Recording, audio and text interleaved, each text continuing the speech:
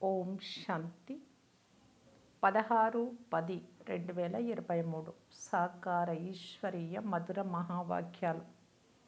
మధురమైన పిల్లలారా, జ్ఞానం వలన లభించే సుఖము 21 తరాల వరకు కొనసాగుతుంది. అది సదాకాలము ఉండే స్వర్గ సుఖం. భక్తి మార్గంలో తీవ్ర భక్తి ద్వారా అల్పకాల క్షణభంగుర సుఖం లభిస్తుంది. ప్రశ్న: ఏ శ్రీమతమును అనుసరిస్తూ పిల్లలైన మీరు సద్గతిని ప్రాప్తి చేసుకోగలరు? జవాబు: తండ్రి శ్రీమతం. ఈ పురాతన ప్రపంచాన్ని మరచి నన్ను ఒక్కరిని స్మృతి చేయండి. దీనిని సమర్పణమవ్వడము లేక జీవించి ఉండే మరణించడము అని అంటారు. ఈ శ్రీమతము ద్వారా మీరు అత్యంత శ్రేష్టంగా అవుతారు. మీకు సద్గతి లభిస్తుంది. సాకార మానవులు మనుషులకు సద్గతినివ్వలేరు. సర్వుల సద్గతి దాత తండ్రి ఒక్కరే. పాట: ఓం నమ శివాయ. ఓం శాంతి. పిల్లలు పాట విన్నారు. భగవంతుడు అత్యంత ఉన్నతులు అని మహిమ చేస్తారు.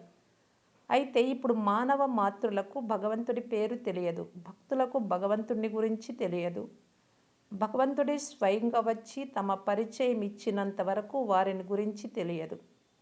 జ్ఞానము భక్తి అనగా ఏమో అర్థం చేయించబడింది. సత్య త్రేతాయుగాలలో జ్ఞాన ప్రాలబ్ధం ఉంటుంది. ఇక్కడ విన్నందుకు అక్కడ ప్రాప్తి.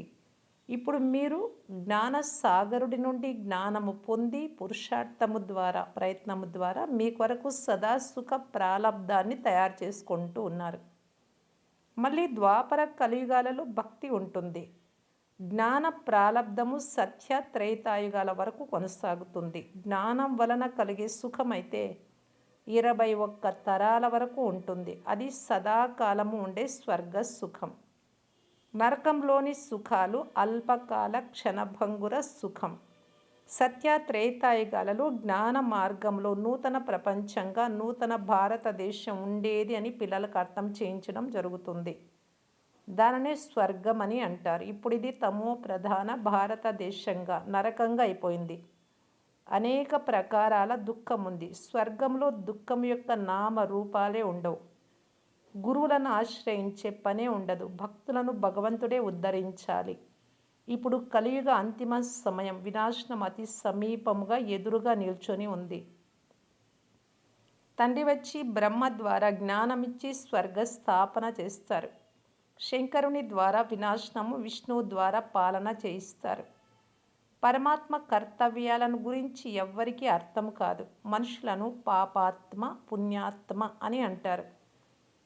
కానీ పాప పరమాత్మ, పుణ్య పరమాత్మ అని ఎప్పుడూ అనరు. ఆత్మ పవిత్రంగా అవుతుంది. మొట్టమొదట ముఖ్యమైన ధర్మం దేవీ దేవతా ధర్మం. ఆ సమయంలో సూర్యవంశము వారే రాజ్యపాలన చేసేవారు. చంద్రవంశం వారు ఉండరు. ఒకే ధర్మం ఉండేది. భారతదేశంలో బంగారు, వెండి భవనాలుండేవి. వజ్ర వైడ్యూర్యాలతో ఇంటి గోడలు, పైకప్పులు అలంకరించబడి ఉండేవి. భారతదేశం వజ్రతుల్యంగా ఉండేది. అదే భారతదేశం ఇప్పుడు గవ్వ సమానంగా తయారైంది. తండ్రి చెప్తూ ఉన్నారు, నేను కల్పాంతంలో సత్యుగ ప్రారంభంలో సంగమ యుగంలో వస్తాను. మాతల ద్వారా భారతదేశాన్ని మళ్ళీ స్వర్గంగా తయారు చేస్తాను. ఇది శివశక్తి పాండవ సైన్యం. పాండవుల ప్రేమ ఒక్క తండ్రిపైనే ఉంది. వారిని స్వయం తండ్రే చదివిస్తూ ఉన్నారు. శాస్త్రాలు మొదలైనవన్నీ భక్తి మార్గపు సామగ్రి. అది భక్తి సంప్రదాయం. ఇప్పుడు తండ్రి వచ్చి అందరికీ వారి భక్తికి ఫలితంగా జ్ఞానం ఇస్తున్నారు. ఆ జ్ఞానం ద్వారా మీరు సద్గతిలోకి వెళ్తారు. సర్వుల సద్గతి దాత ఒక్క తండ్రి మాత్రమే.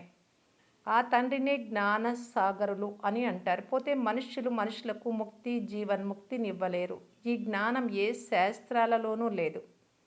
తండ్రి ఒక్కరిని మాత్రమే జ్ఞాన సాగరులని అంటారు. వారి నుండి మీరు వారసత్వం తీసుకొని సర్వగుణ సంపన్నులుగా 16 కళా సంపూర్ణులుగా అవుతారు. ఇది దేవతల మహిమ. లక్ష్మీనారాయణుడు 16 కళా సంపూర్ణులు. సీతారాములు 14 కళలు కలవారు. ఇది చదువు. ఇది సాధారణ సత్సంగం కాదు.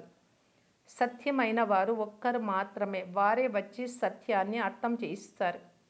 ఇది పతిత ప్రపంచం. పావన ప్రపంచంలో పతితులు ఉండనే ఉండరు. అలాగే పతిత ప్రపంచంలో పావనులు ఉండనే ఉండరు. పావనం చేయువారు ఒక్క తండ్రి మాత్రమే. ఆత్మ ఓం నమ శివాయ అని అంటుంది. ఆత్మ తన తండ్రికి నమస్తే అని చెప్తుంది. ఒకవేళ ఎవరైనా శివుడు నాలోనే ఉన్నాడు అంటే వారు ఎవరికి నమస్కరించినట్లు? ఈ అజ్ఞానం బాగా వ్యాపించి ఉంది. ఇప్పుడు పిల్లలైన మిమ్ములను తండ్రి త్రికాలదర్శులుగా చేస్తారు. సర్వాత్మల నివాస స్థానం నిర్వాణధామం, అది స్వీట్ హోమ్ అని పిల్లలైన మీకు తెలుసు. ముక్తిని అందరూ తలుస్తారు. అక్కడ మీరు తండ్రి జతలో ఉండేవారు. ఇప్పుడు మీరు తండ్రిని స్మృతి చేస్తారు. సుఖధామానికి వెళ్తే తండ్రిని స్మృతి చెయ్యరు. ఇప్పుడు ఇది దుఃఖధామం. అందరూ దుర్గతిలో ఉన్నారు. నూతన ప్రపంచంలో భారతదేశం క్రొత్తదిగా ఉండేది, సుఖధామంగా ఉండేది. సూర్యవంశము చంద్రవంశాల వారి రాజ్యం ఉండేది. లక్ష్మీనారాయణలకు రాధాకృష్ణులకు గల సంబంధమేమిటో మానవులకు తెలియదు. వారు వేరు రాజ్యాల రాకుమార రాకుమారీలు, అంతేకాని ఇరువురు పరస్పరము సోదరి సోదరులు కారు, భార్యాభర్తలు కారు. ఆమె వేరుగా తన రాజధానిలో ఉండేది. కృష్ణుడు తన రాజధానిలో రాకుమారుడిగా ఉండేవాడు. వారికి స్వయంవరమైన తర్వాత లక్ష్మీనారాయణులకు అవుతారు. సత్యుగంలోని ప్రతి వస్తువు సుఖమిస్తుంది. కలియుగంలోని ప్రతి వస్తువు దుఃఖమునిచ్చేది. సత్యుగంలో ఎవ్వరూ అకాల మృత్యువు చెందరు. నర్ని నుండి నారాయణుడిగా, నారి నుండి శ్రీలక్ష్మిగా తయారయ్యేందుకు మనము మన తండ్రి పరంపిత పరమాత్మ ద్వారా రాజయోగం నేర్చుకుంటున్నాము అని పిల్లలైన మీకు తెలుసు. ఇది పాఠశాల. ఆ సత్సంగాలలో ఏ లక్ష్యము ఉండదు. వేద శాస్త్రాలు మొదలైన వినిపిస్తూ ఉంటారు. తండ్రి ద్వారా మీరు ఇప్పుడు ఈ మనుష్య సృష్టి చక్రమును తెలుసుకున్నారు. తండ్రిని జ్ఞానసాగరులు, ఆనందసాగరులు, దయా హృదయులు అని అంటారు. ఓ తండ్రి, మీరు వచ్చి దయ చూపండి అని పాడుతూ ఉంటారు. హెవెన్లీ గాడ్ ఫాదరే స్వయంగా వచ్చి సంగం యుగంలో హెవెన్ను అనగా స్వర్గాన్ని స్థాపన చేస్తారు. హెవెన్లో చాలా కొద్ది మంది మనుషులే ఉంటారు. అయితే మిగిలిన వారంతా ఎక్కడికి వెళ్ళిపోతారు? తండ్రి అందరినీ ముక్తిధామంలోకి తీసుకెళ్తారు. స్వర్గంలో కేవలం భారతదేశం ఒక్కటే ఉండేది. మళ్ళీ భారతదేశమే ఉంటుంది. ఇక్కడ భారతదేశం సత్యఖండంగా మహిమ చేయబడింది. ఇప్పుడైతే భారతదేశం నిరుపేదగా అయిపోయింది. పైసా పైసాకు అడుక్కుంటూ ఉంటారు. భారతదేశం వజ్ర సమానంగా ఉండేది, ఇప్పుడు గవ్వ సమానంగా ఉంది. ఈ డ్రామా రహస్యాన్ని అర్థం చేసుకోవాలి. మీకు ఇప్పుడు రచయిత అయిన తండ్రిని, వారి రచనల ఆది మధ్య అంత్యాన్ని తెలుసుకున్నారు. కాంగ్రెస్ వారు వందే మాతరం అని పాడతారు కూడా, కానీ పవిత్రులకు మాత్రమే వందనం చేయబడుతుంది. పరమాత్మయే వచ్చి వందే మాతరం అనడం ప్రారంభిస్తారు.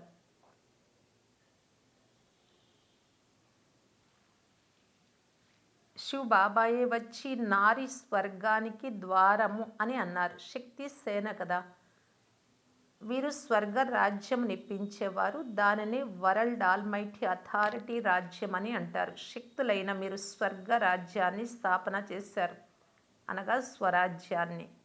ఇప్పుడు మళ్ళీ స్థాపన అవుతూ ఉంది. సత్యుగంను రామరాజ్యం అని అంటారు. ఇప్పుడు కూడా రామరాజ్యం రావాలి అని అంటారు. అయితే దానిని మానవ మాతృలెవ్వరూ స్థాపించలేరు. నిరాకార్ గాడ్ ఫాదరే స్వయంగా వచ్చి చదివిస్తారు. వారికి కూడా శరీరం తప్పకుండా కావాలి.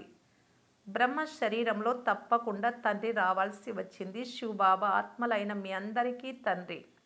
ప్రజాపితకు కూడా మహిమ ఉంది. పిత అనగా తండ్రి కదా. బ్రహ్మను గ్రేట్ గ్రేట్ గ్రాండ్ ఫాదర్ అని అంటారు.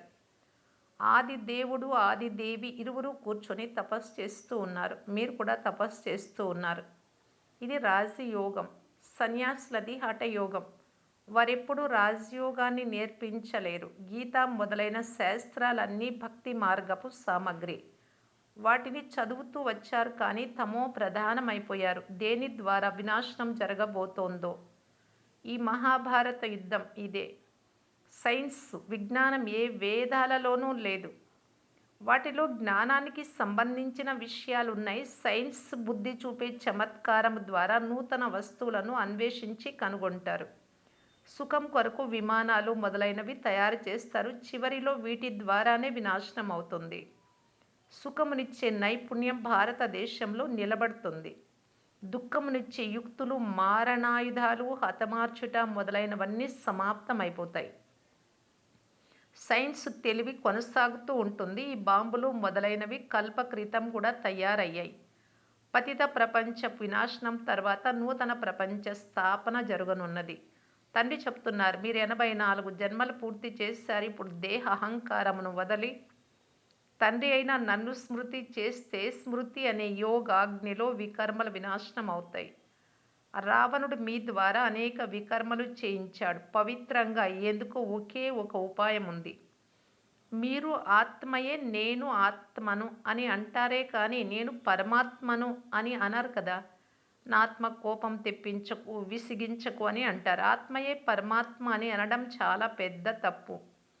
ఇప్పుడున్నది తమో ప్రధాన వ్యభిచార భక్తి. ఎవరిని పడితే వారిని కూర్చొని పూజిస్తూ ఉంటారు. అవ్యభిచారి స్మృతి అనగా ఒక్కరినే స్మృతి చేయడం. ఇప్పుడు వ్యభిచారి భక్తి కూడా అంతమవ్వనున్నది.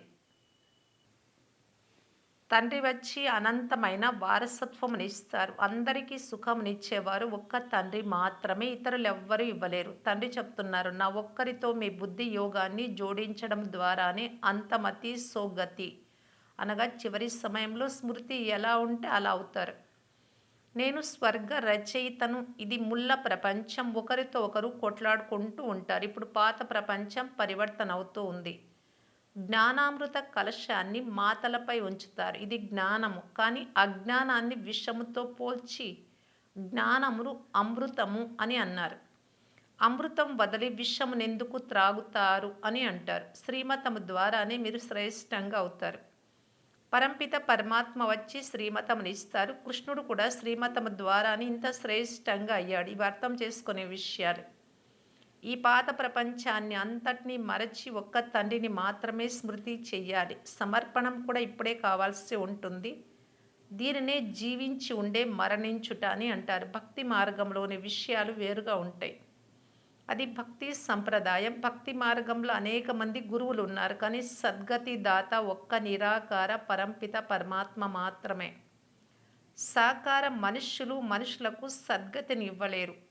సదా కొరకు సుఖమునివ్వలేరు. సదా సుఖమునిచ్చేవారు ఒక్క తండ్రి మాత్రమే. ఇది ఒక పాఠశాల. లక్ష్యము ఉద్దేశాన్ని కూడా తండ్రి తెలుపుతారు. మీకు స్వర్గ సుఖపు వారసత్వం లభిస్తుంది అని తండ్రి చెప్తున్నారు. మిగిలిన వారంతా ముక్తిధామంలోకి వెళ్ళిపోతారు. శాంతిధామము, సుఖధామము, ఇదేమో దుఃఖధామం. ఈ చక్రం ఇలా తిరుగుతూ ఉంటుంది. దీనిని స్వదర్శన చక్రం అని అంటారు. ఈ డ్రామా చక్రం నుండి ఎవ్వరూ తప్పించుకోలేరు. అనగా పాత్ర చేయకుండా ఉండేందుకు వీలు లేదు. ప్రతి ఒక్కరిది తయారైన అవినాశి పాత్ర. తండ్రి మిమ్మలను చదివించి మనుషుల నుండి దేవతలుగా తయారు చేస్తున్నారు. ఎవరు ఎంత బాగా చదువుకుంటే అంత మంచి పదవి పొందుతారు. కొంతమంది రాజులుగా అవుతారు, కొంతమంది ప్రజలుగా అవుతారు. సూర్యవంశీయుల రాజ్యం కదా. సత్యుగంలో సూర్యవంశీయులు ఉండేవారు. అప్పుడు ఇతరులెవ్వరూ ఉండరు. భారత ఖండమే అత్యంత ఉన్నతమైన సత్యఖండంగా ఉండేది. ఇప్పుడు అసత్యఖండం అయిపోయింది. దీనిని రౌరవ నరకం అని అంటారు. ధనం కొరకు ఎన్ని జగడాలు, కొట్లాటలు, మారణ హోమాలు జరుగుతున్నాయి. అచ్చట స్వర్గంలో మీకు లభించని వస్తువే ఉండదు. ఆ వస్తువులను పొందేందుకు పాపం చేసే అవసరము ఉండదు. ఆ తండ్రియే ఈ మాటల ద్వారా ఈ భ్రష్టాచార ప్రపంచాన్ని శ్రేష్టాచార ప్రపంచంగా చేస్తున్నారు. ఈ మాటలకే తండ్రి వందే మాతరం అని అంటున్నారు. సన్యాసులు వందే మాతరం అని అనరు. వారిది హద్దు సన్యాసము. ఇది అనంతమైన సన్యాసం. బుద్ధి ద్వారా మొత్తం ప్రపంచాన్ని అంతటినీ సన్యసించాలి. శాంతిధామము, సుఖధామాలను స్మృతి చెయ్యాలి. దుఃఖధామాన్ని మర్చిపోవాలి. ఇది తండ్రి ఆజ్ఞ. తండ్రి ఆత్మలకు అర్థం చేయిస్తూ ఉన్నారు. మీరు ఈ చెవుల ద్వారా వింటున్నారు.